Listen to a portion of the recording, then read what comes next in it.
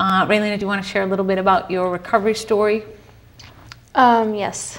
I was 16 years old when I first went into hospitals. I went to a hospital that I didn't like. I didn't even know what a psychiatric hospital was. I didn't know anything about it, and I was very scared. And I saw a lot of people who were struggling and needed a lot of help, and I saw, in my eyes, the staff weren't really helping at that time. I didn't know that they were. I didn't know what they were there for. I thought they were there just to hurt us. But I saw a lot of patients struggling, and I didn't know what to do, so I kind of hid in my room a lot. And then I wanted to get out of there, so I hurt myself and got sent to another hospital. But it wasn't like a higher hospital than that. It was actually a lower hospital, so I didn't understand that. And I got sent, it was called an ART, Acute Residential Treatment Program. And I was mistreated by a lot of the girls, my roommates and stuff that were there. So I attempted to get out of there and hurt myself and got sent to Westwood Lodge, where I did well for a long time, but I still had a guilt that a lot of things were my fault. I felt like, why is this happening to me? Stuff always happens to me, and I didn't understand my feelings. I hadn't talked to staff ever. I didn't understand any of the psychiatric hospitals. I didn't know what to do, so I attempted suicide and went to Westborough, and they tried to help me as much as they could, and I ended up hurting myself a lot there. I attempted suicide there, and by the end of it, I realized that I can't do this with my life anymore, that there has to be something better. So I learned how to communicate with the staff in my own way. I learned how to advocate for myself. My father helped me a little bit with that.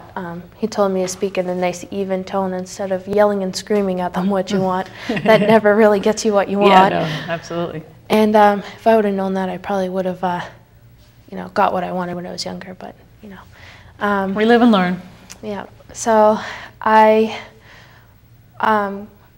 actually got better, and I left there and went to an IRTP called Transitions, and didn't hurt myself once there, and decided that, you know, I needed something.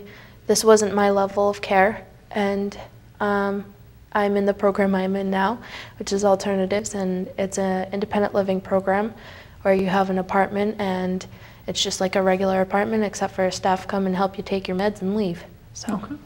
Great, great. So, so really, you're giving back to a program that you've been part of in some way. Yes.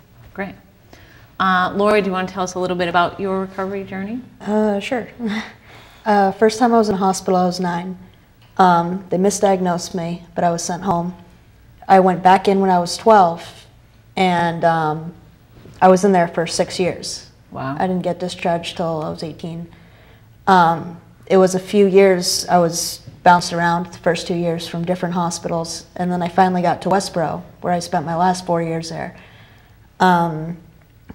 Every day was a way to hurt myself. It just got to the point where it seemed wrong if I had a spot that wasn't covered with a cut.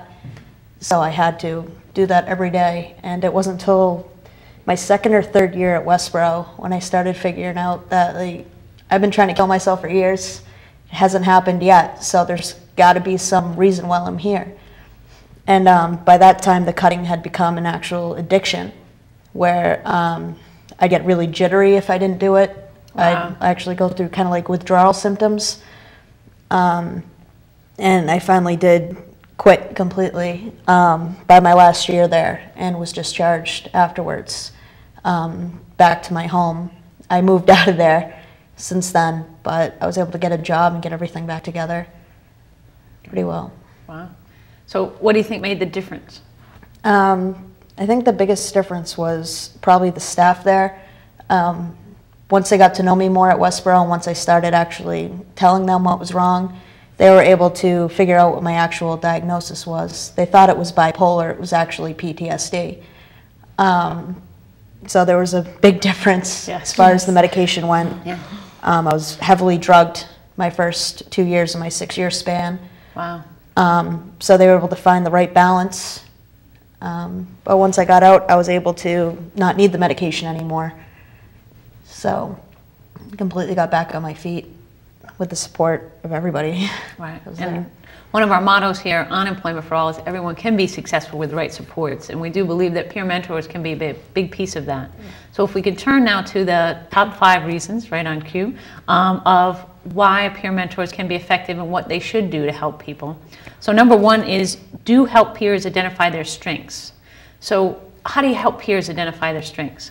I don't think that you should tell them, you know, you're doing a horrible job. Right. But I do think that you should tell them, you know, well, this is your strength, you should go with this. Like, I see you struggling a little bit in group, you know, trying to run a group.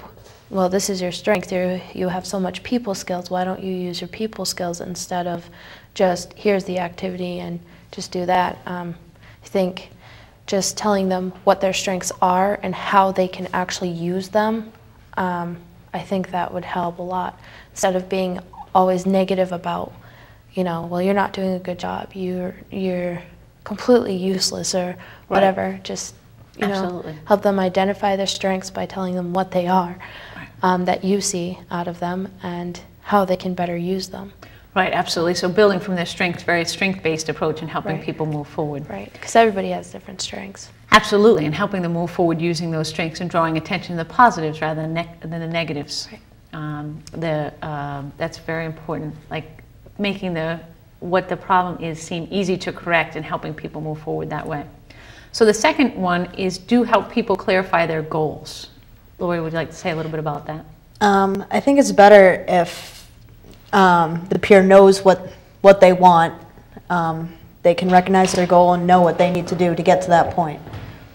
I think that's really, really helpful. Right, and to get behind them to say, like, okay, this is what you're working on, this is what you want, because if we're going towards a goal that someone else set, there's not a lot of momentum behind that, but it's really helping the person figure out what do they want and then helping them move forward in it. Right. So that's really critical, because if you say, oh, let's help you do this, and they have no interest in it, they're not going to get behind it. But it's amazing once you kind of click into it, you almost can hear the click, like, oh, that's what they want. Oh, okay, let me help them move forward in that. And then everything seems to come together. So it's helping them identify it and then create a plan towards it and helping support them to go forward in it. I think a lot of the times people see that, like, staff don't really want what we want for us. They want what they want for us. It's a conflict, right?